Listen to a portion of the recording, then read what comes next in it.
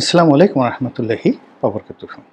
সম্মানিত দর্শক, আমেরিকা আমাদের দক্ষিণ পূর্ব এশিয়াতে যেভাবে খেলার চেষ্টা করছে এই মুহূর্তে, গত মানে আমেরিকার গত ৫০, ৬০, ৭০ বছর কিংবা ১০০ বছরের ইতিহাসে কোনো অঞ্চলে তাদের আধিপত্য বিস্তারের জন্য এতটা শক্তি, এতটা কৌশল, এতটা অর্থ তারা বিনিয়োগ করেনি।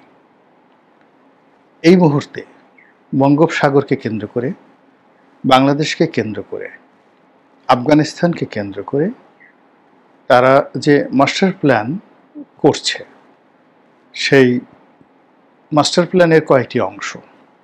প্রথম অংশ হলো তারা যে কোনো মূল্যে মায়ানমারের উপর তাদের আধিপত্য প্রতিষ্ঠা করতে চাচ্ছে। দ্বিতীয়ত হলো আফগানিস্তানের সঙ্গে তাদের যে সম্পর্কটি নষ্ট হয়ে গেছে, এই সম্পর্কটি তারা যে কোনো মূল্যে পুনঃস্থাপিত করতে চাচ্ছে। এমনকি আর একটা যুদ্ধ করে যদি আফগানিস্তান দখল করা যায়, সেই কাজে তারা করার জন্য চেষ্টা চালিয়ে যাচ্ছে। এর কারণ হলো আফগান যে ভূখণ্ডটি, সেই ভূখণ্ডটি যদি চীন এবং রাশিয়া যুগপৎভাবে আমেরিকার বিরুদ্ধে ব্যবহার করে, সেক্ষেত্রে এই মুহূর্তে তাদের যে পাকিস্তান, বন্ধু পাকিস্তান, সে পাকিস্তানের অখণ্ডতা থাকবে না, ছিন্ন বিচ্ছিন্ন হয়ে যাবে। এই গেল আফগানিস্তান। অন্যদিকে যদি বঙ্গোপসাগর এবং মায়ানমার, পুরো মায়ানমার, স্পেশালি রাখাইন, এই এলাকাটার উপর যদি আমেরিকা তাদের আধিপত্য বিস্তার করতে না পারে, তাহলে এখানে যে একটা গ্রিন ইকোনমি এবং ব্লু ইকোনমি, সমুদ্রকেন্দ্রিক যে ইকোনমি, অর্থনীতি, ব্যবসা বাণিজ্য, এটাকে বলা হয় ব্লু ইকোনমি। এবং সবুজ বনভূমি, ফসলের মাঠ, বিস্তীর্ণ এলাকা, এটাকে বলা হয় গ্রিন ইকোনমি। আরেকটা আছে সয়েল ইকোনমি। যাই হোক, এত তথ্যকথায় যাওয়ার দরকার নেই। তো মায়ানমারের বিস্তীর্ণ যে বনভূমি, তার সঙ্গে সঙ্গে বাংলাদেশের বিস্তীর্ণ বনভূমি, অর্থাৎ আমাদের পার্বত্য এলাকা, এগুলোকে কেন্দ্র করে কৌশলগতভাবে আমেরিকা এখানে এরকম একটা মিলিটারি বেজ গড়ে তোলার পরিকল্পনা করবে, যে বেজটা থেকে তারা চীনকে মোকাবেলা করতে পারবে। চীনের যে অংশটি কুনমিং, ওটা পাহাড়ি এলাকা। তো এখানে যদি সমুদ্র থাকে, সমুদ্রের সাথে সাথে যদি নিবিড় বনভূমি থাকে, আমাজনের মতো জঙ্গল থাকে, এবং তার মধ্যে যদি মিলিটারি বেস থাকে, তাহলে খুব সহজেই চায়নাকে হটিয়ে দেওয়া যায়। আর এই কাজটি তাদের খুব দ্রুত করতে হবে। এর কারণ হলো তাদের যে অর্থনীতির যে চাকা, এটা আর চলছে না। বিকজ আইফোন বলেন, ইলন মাস্কের কোম্পানি টেসলা বলেন, মাইক্রোসফট বলেন, গুগল বলেন, মেটা, ফেসবুক বলেন, এই জিনিসগুলো ক্রমশ প্রতিদিনই চীনের নিত্য নতুন টেক জায়ান্ট তাদের দ্বারা চ্যালেঞ্জের মুখোমুখি হচ্ছেন। এমনকি তাদের বন্ধু কোরিয়া এবং জাপান, তারাও প্রযুক্তিতে এখন আর চীনের সঙ্গে পেরে উঠছে না। ফলে চীনের বিওআইডি এখন জার্মান মার্সিডিস, বিএমডব্লিউ, পোর্শে, তারপরে রেঞ্জ রোভার থেকে শুরু করে আমেরিকার যে নাম করা যে কোম্পানিগুলো রয়েছে, যারা এই ভেহিকেল তৈরি করে, সেই ফোর্ড, তো তাদের সবাইকে টেক্কা দিচ্ছে। এমনকি জাপানের টয়োটা, মিৎসুবিশি, নিশান, টয়োটা, হোন্ডা, মিৎসুবিশি, নিশান, এই কোম্পানিগুলো এখন অস্তিত্ব সংকটে পড়েছে। এবং আমি একটা ম্যাগাজিনে দেখলাম যে 3টি বৃহৎ কোম্পানি, অর্থাৎ নিশান, মিৎসুবিশি এবং টয়োটা, তারা মার্জ করছে একসঙ্গে। কল্পনা করতে পারে, শুধুমাত্র চায়নাকে মোকাবেলা করার জন্য। এর কারণ হলো যে ইউরোপ এবং মধ্যপ্রাচ্যকে পুঁজি করে আমেরিকা যে অর্থ উপার্জন করত, আফ্রিকাকে পুঁজি করে ফ্রান্স, জার্মানি, পর্তুগাল, এমনকি ইংল্যান্ড, তারা যে অর্থ উপার্জন করত, এটা 50-এর দশক থেকে। ওই যে সুয়েজ খাল চলে গেল, এরপর থেকে একটার পর একটা কলোনি তাদের হাতছাড়া হয়ে গেছে ইউরোপের। তো কাজেই এখন ইউরোপে যে অর্থনৈতিক সংকট, এটা কল্পনাই করা যায় না। আমেরিকাতে সেই সেম সংকট দেখা দিয়েছে। আর এজন্য তাদের দরকার হলো এশিয়ার মার্কেটে আধিপত্য বিস্তার করার জন্য, এবং যে কোনো মার্কেটে আধিপত্য বিস্তার করার জন্য সবার আগে দরকার হলো সামরিক কর্তৃত্ব অর্জন। এবং সেই সামরিক কর্তৃত্ব অর্জনের জন্য তারা এই বাংলাদেশে ডিপ স্টেট, পাকিস্তানের ডিপ স্টেট, শ্রীলঙ্কাতে ডিপ স্টেট, একটার পর একটা অঘটন ঘটিয়ে যাচ্ছে। কিন্তু এখন পর্যন্ত তারা পাকিস্তানের উপর নির্ভর করে, কিংবা নিজেদের যে ফরেন মিনিস্ট্রি, স্টেট ডিপার্টমেন্ট, সেগুলোর উপর নির্ভর করে গত 2 বছরে বা 3 বছরে তারা কোনো, ইমরান খানের পতন দিয়ে যেটা শুরু হলো, তারা এখন পর্যন্ত কোনো সফলতা দেখাতে পারেনি। এবং একেবারে সর্বশেষ তারা বাংলাদেশে যে ঘটনাটা ঘটিয়েছে, তার প্রেক্ষিতে বাংলাদেশের সব কিছু এমনভাবে মুখ থুবড়ে পড়েছে, এখন এখানে আমেরিকাকে ছেড়ে দে মা কেঁদে বাঁচি। তাদের যে সকল বিনিয়োগ ছিল, সেটা শেভরন বলেন কিংবা একজন মোবিল বলেন, এমনকি বোয়িংয়ের যে মার্কেট ছিল, যা কিছু ছিল সব তছনছ হয়ে গেছে।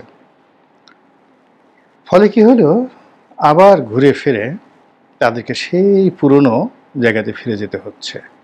সেই তালেবান, সেই আফগান, সেই ওসামা বিন লাদেন, সেই ইন্ডিয়ার মোদি, যে খেলাটা শুরু হয়েছিল 2014-15 সনে, সেই পুরনো খেলাতে তারা আবার চলে যাচ্ছে। এবং তারই প্রেক্ষিতে একদিকে তারা যেমন সেই সৌদি আরবের সঙ্গে পাকিস্তানের একটা বন্ধুত্ব করিয়ে দিয়েছে, পাকিস্তানকে তারা অতীতের যে কোনো সময়ের চেয়ে ভালোবাসছে, এবং যেখানে সেখানে তারা পাকিস্তানের 2 জন প্রধানমন্ত্রী বা 2 জন রাষ্ট্রপতি তারা নিয়োগ করে দিয়েছে, একজন সেনাবাহিনী প্রধান আর একজন হলো সেই শাহবাজ শরীফ, যিনি পার্লামেন্টের মাধ্যমে নির্বাচিত প্রধানমন্ত্রী।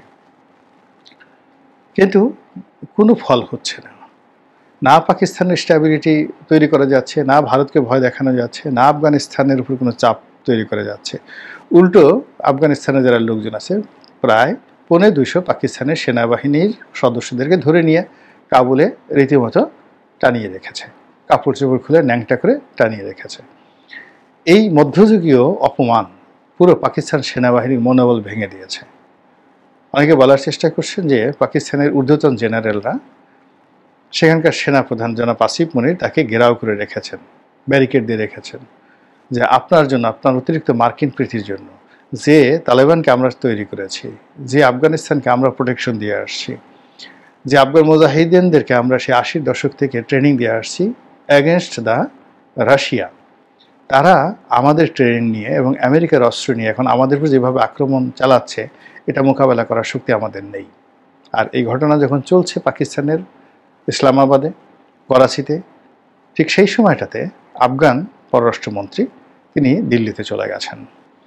এবং দিল্লিতে গিয়ে তিনি যে হুমকি দিয়েছেন, যে কথাবার্তা বলেছেন, এবং তার সঙ্গে সঙ্গে দিল্লি কোনো প্রতিক্রিয়া ব্যক্ত করেনি। তখন জনাব ডোনাল্ড ট্রাম্প তিনি অদ্ভুত একটা মিথ্যা কথা বলে বসলেন। যেভাবে তিনি একেবারে ডাহা মিথ্যা কথা বলেন, ঠিক সেইভাবে তিনি মিথ্যা কথা বলে বসলেন যে নরেন্দ্র মোদীর সঙ্গে, আমার বন্ধু নরেন্দ্র মোদীর সঙ্গে আবার বন্ধুত্ব হচ্ছে, তার সঙ্গে আমার যে কথাবার্তা হয়েছে, সেই কথাবার্তার প্রেক্ষিতে তিনি আর রাশিয়া থেকে তেল কিনবেন না, আমাকে কথা দিয়েছেন, কাজেই তার সঙ্গে আবার নতুন করে বাণিজ্য শুরু করতে আমার কোনো অসুবিধা নেই। নরেন্দ্র মোদীর পক্ষ থেকে জাস্ট তার অফিস থেকে বলে দেওয়া হয়েছে যে এই বিষয়ে নরেন্দ্র মোদীর সঙ্গে তার কোনো টেলিফোনে আলাপই হয়নি। তো বোঝার চেষ্টা করুন যে দিল্লির সঙ্গে সম্পর্ক স্থাপন করার জন্য, নরেন্দ্র মোদীর সঙ্গে সম্পর্ক স্থাপন করার জন্য ডোনাল্ড ট্রাম্প রীতিমতো নাকে খত দিচ্ছেন। এর কারণটা হলো, এই মুহূর্তে আফগানিস্তান এবং দিল্লি, অর্থাৎ কাবুল এবং দিল্লি এবং ওয়াশিংটন, এই ত্রয়ী যে সম্পর্ক, সেই সম্পর্কটি যদি স্থাপিত হয়, তাহলেই তারা যা করতে চাচ্ছে এই অঞ্চলে সেটি সম্ভব। এর কারণ হলো, গত 3 বছর ধরে বাইডেন প্রশাসনের জমানা থেকে তারা যে কাজগুলো করছে, পাকিস্তানের মাধ্যমে করার চেষ্টা করছে, তারা সরাসরি ভারতকে অ্যাভয়েড করে নিজেরা যে কাজগুলো করার চেষ্টা করেছে, তাদের ডিপ স্টেট পলিসির মাধ্যমে করার চেষ্টা করেছে, ইউরোপের মাধ্যমে করার চেষ্টা করেছে, তারপরে তাদের যারা দোসর রয়েছে, এনজিও রয়েছে, সেই দোসর এনজিওদের মাধ্যমে তারা করার চেষ্টা করেছে। কেবল বাংলাদেশ নয়, বাংলাদেশ, মালদ্বীপ, শ্রীলঙ্কা, নেপাল, সব জায়গাতে তারা চেষ্টা করেছে এবং সব জায়গাতে তারা ব্যর্থ হচ্ছে। বরং তারা জেনারেল পারভেজ মোশাররফের পরে পাকিস্তানের যে পরিবেশ পরিস্থিতি তারা তৈরি করে ফেলেছিল, এবং সেই পরিস্থিতির সময়টিতে ভারতের মাধ্যমে তারা বাংলাদেশ এবং পাক ভারত উপমহাদেশের অন্যান্য রাষ্ট্রে তারা যে মার্কিন আধিপত্য তারা বহাল রেখেছিল, সেটা তাদের কাছে এখন ব্যবসায়িক দিক থেকে, সামরিক দিক থেকে এবং অ্যাজ এ হোল সামগ্রিক দিক থেকে তারা মনে করেছে সেটি লাভজনক, এবং সেই কাজটি করার জন্য এখন আমেরিকা রীতিমতো মরিয়া হয়ে পড়েছে। আর আমেরিকা এই যে হঠাৎ করে যে দিল্লির দিকে ঝুঁকলো এবং নতুন করে নরেন্দ্র মোদীর সাথে বন্ধুত্ব করার জন্য যে পায়তারা তারা শুরু করেছে, তার ফলে বাংলাদেশকে নিয়ে তাদের যে হিসাব, এবং এখানে যারা আমেরিকার লবিস্ট, আমেরিকার দোসর, আমেরিকার দালাল, আমেরিকার যে ডিপ স্টেট পলিসি, তার যে সকল গুপ্ত এজেন্ট এই বাংলাদেশে আছে, যে সকল মৌলবাদী সংগঠনের সঙ্গে আমেরিকার ইতিমধ্যে গোপনে আলাপ আলোচনা হয়েছে, সব হিসাব এলোমেলো হয়ে যাবে। এবং সব হিসাব যদি এলোমেলো হয়, তাহলে কাউন্টার হিসাব, পাল্টা হিসাব কি হতে পারে সেটা আশা করি আপনাদেরকে আর বুঝিয়ে বলতে হবে না।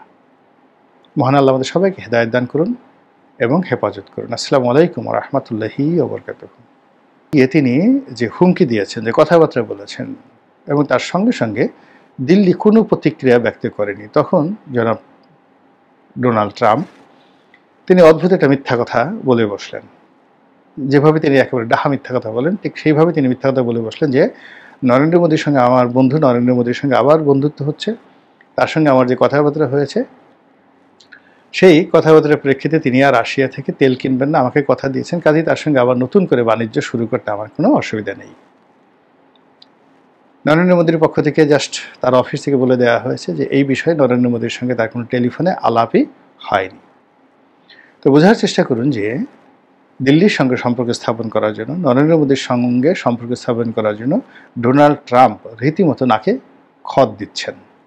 এর কারণটা হলো, এই মুহূর্তে আফগানিস্তান এবং দিল্লি, অর্থাৎ কাবুল এবং দিল্লি এবং ওয়াশিংটন, এই ত্রয়ী যে সম্পর্ক, সেই সম্পর্কটি যদি স্থাপিত হয়, তাহলেই তারা যা করতে চাচ্ছে এই অঞ্চলে সেটি সম্ভব। এর কারণ হলো, গত 3 বছর ধরে বাইডেন প্রশাসনের জমানা থেকে তারা যে কাজগুলো করছে, পাকিস্তানের মাধ্যমে করার চেষ্টা করছে, তারা সরাসরি ভারতকে অ্যাভয়েড করে নিজেরা যে কাজগুলো করার চেষ্টা করেছে, তাদের ডিপ স্টেট পলিসির মাধ্যমে করার চেষ্টা করেছে, ইউরোপের মাধ্যমে করার চেষ্টা করেছে, তারপরে তাদের যারা দোসর রয়েছে, এনজিও রয়েছে, সেই দোসর এনজিওদের মাধ্যমে তারা করার চেষ্টা করেছে।